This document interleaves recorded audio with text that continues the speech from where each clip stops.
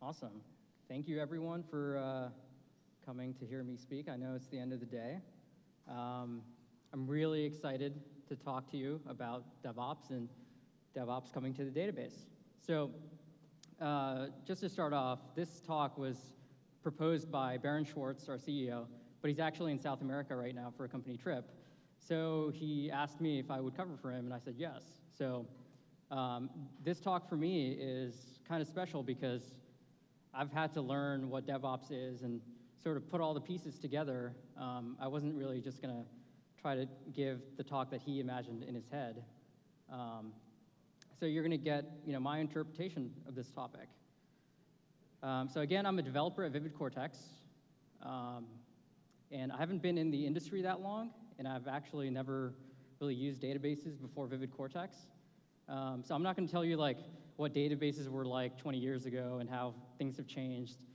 This is really about my experience and what I've seen just working at a database monitoring company, because we use a lot of databases. We're a small team, and we manage a lot of data. We also monitor other people's databases, so we get to see a lot of other people's data infrastructures too. So no thought leadership from me, it's just what I've learned. So why is this topic important? Well, first of all, databases are stateful, applications are not. No matter how great your applications are, they're still pretty simple. As a developer, I'm writing the code and deploying applications, and it's great. But as part of a small team, we're also responsible for the databases that we use, and the databases don't really fit into the rest of our development process. Databases are special. They have state. We can't just kill a database and expect everything to be okay. If there's a problem with the database, we can't just roll back to a previous release. We have to be really careful. So I see DevOps coming to the database in two ways. Number one, databases are becoming more like applications, and it's really interesting how that's happening. And number two, databases aren't really giant monoliths anymore. There's more happening on the database side of things. So I like to think of databases as becoming data services. So this is how my talk is structured. There's two parts, and this is the gist of it. So let's go into the details. All right, so let's talk about how databases are becoming more like applications. So as I've said, databases are stateful, and they're usually at the bottom of the tech stack. So you have your UIs, and then you have your APIs, and at the bottom you have your databases. And a lot of things depend on the databases. So they're really fragile things. You have to be careful. They don't change a lot because let's face it, if it's not broke, why fix it? As a database monitoring company, we still see people with legacy systems where they have one giant database that's many years old, and they're just not changing it because the rest, they're busy building stuff that their users use, that their infrastructure needs. The database is fine, so they don't really touch it. All right, so how are databases becoming more like applications? Well, they're still stateful. They're databases, right? But we're getting better at managing that state. They're not usually monoliths anymore. People have learned from their mistakes. No one's going to deploy a 1 terabyte database anymore. They're usually better at splitting them up ahead of time. Just like we've transitioned from monolithic applications to microservices, we're doing the same sort of stuff with databases. And finally, they're becoming more flexible. Databases change too. We're getting JSON support in databases.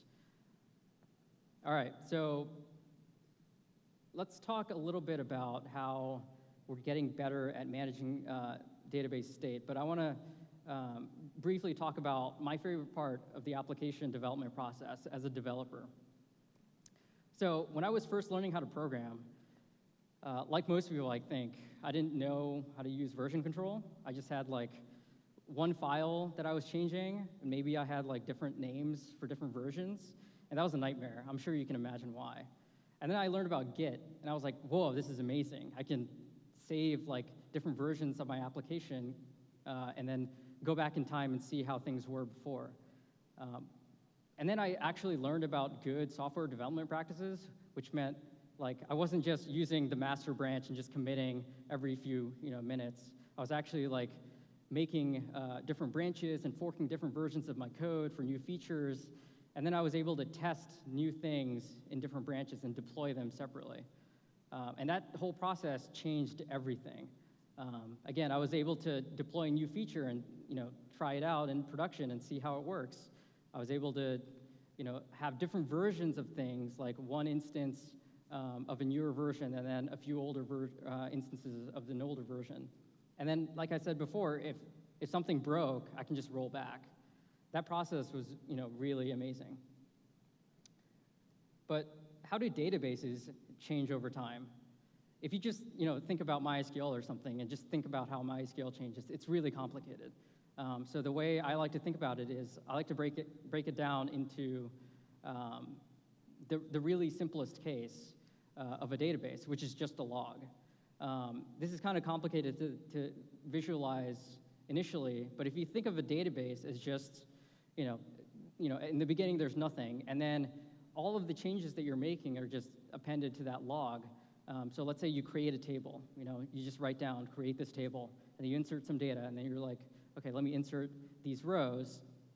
And then whenever you need to query something, you just read through that log and then rebuild all that state, and then you can answer the questions that you're trying to address with your queries.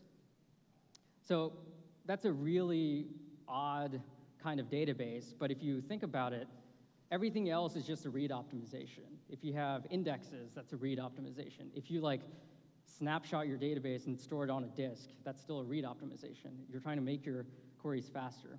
So if you think about a database, the database's state as just a snapshot plus some changes, things get a lot easier to think about. So that looks really familiar, right? I don't know if you paid attention to the diagram before, but it's basically the same. A lot of databases actually work this way if you look under the covers. So if you look at this diagram, there's something interesting going on. Near the end of the diagram, there's this forking thing. You might be wondering, wait a second, is that actually possible? Can you fork a database? Turns out you can. And recent changes in how databases work and industry technology changes, it's actually pretty fast now. It's not this totally unrealistic thing, and it's getting more common. So again, this is not a new thing. If you use Heroku, their Postgres offering has had this feature for a while. And for them, it's something really complicated, but they have a lot of experts working on Postgres, and they were able to offer this to their users. And they say that you can use this feature to test out schema migrations and load test production databases in different environments. You can literally clone your production data set into a dev environment and then see how things like index changes can affect things. And Aurora recently added this too. But here's the thing. That took a lot of technological effort to do that. The average person working as a DBA might not be using Heroku. They might not be using Aurora. Can they still do this? The answer is yes. Because at Vivid Cortex, we basically do this. But we had to work hard to architect our infrastructure this way. But instead of redesigning MySQL storage engine or working on Postgres internals, we've actually taken a step back and used Kafka to help us do this. So we're a database monitoring company, and we actually run our own time series database, and we built that on MySQL. And the way we do this is we have Kafka that serves as a queue or a log for all of our changes to the database. So all the metrics that come in go into Kafka. And then at the bottom, we have lots of MySQL instances that are totally independent. They don't talk to each other. There's no replication, but they're just ingesting from Kafka. And because we separated the log from the actual database state, what we're able to do with that architecture is we're able to snapshot those individual MySQLs and then that serves as our backups. So whenever we need to spin up a new database instance, all we have to do is grab a snapshot. It's an AMI snapshot, so it's just spins up a new instance, and then it automatically starts ingesting from Kafka again. So we take our backup and then replay the log, and then we get back to the latest state. So that's how we handle replication. And that simplified so many things. So now we were able to spin up new instances really easily, and then we were able to have backups really easily. When things failed, we can literally just kill a database server, spin up another one, and get back to our original state. If something bad happened, we can always stop at a certain point in the log and then go and fix things. We can try out different versions of databases because we can spin up a new instance, change, upgrade MySQL or something, and have it replay its log data. And we're not the only ones. So New Relic does this too, but they're a lot more clever. They're actually, if you read their post about Megabase, they're doing this with containers. Most people don't run databases in containers. It's starting to be a new thing. But the fact that they're doing this and sort of taking advantage of that log plus snapshot architecture, it's simplified things a lot for them. So databases aren't stateless, but they're getting more stateless. The idea is we're splitting things up, making things easier, and if you think about it, we're just moving the state out of the database and somewhere else, out into a log and then backups. And that way, the databases themselves are getting really easy to manage. So the next thing that I've sort of covered is that giant monolithic databases are less common. There's only so far that you can scale a single system, and people know that. People are scaling their applications and products faster than they're scaling databases. So right from the get-go, people are designing with more databases in mind. And there's lots of different kinds of databases too.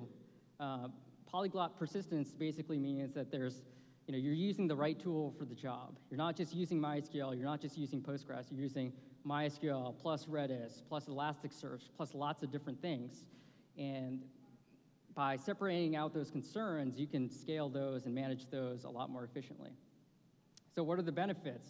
You can deploy faster because you're not blocked on a single instance. Like schema migrations can take a long time. If you need a new column in a table, chances are you don't want to wait for a DBA to apply that schema migration in production.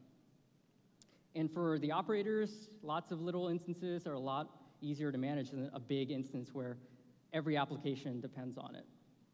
And it's easier to scale smaller things than to scale big things even bigger. All right, that was all mostly operational stuff. But what about stuff that developers like me care about? Well, databases are getting more flexible. So I did some research, and I found out that the whole NoSQL movement started just around the same time as the DevOps movement. And there's this great talk by, I'm forgetting the name, but he came up with a CAP theorem about how NoSQL is not about getting rid of SQL. It's more about giving developers more flexibility. And if you think about DevOps, I thought, okay, that's sort of what DevOps is about too. So I kind of see both of these things as being part of the same movement.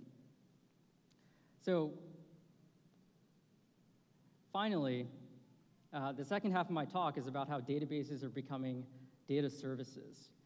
The database is no longer this black box managed by a single DBA.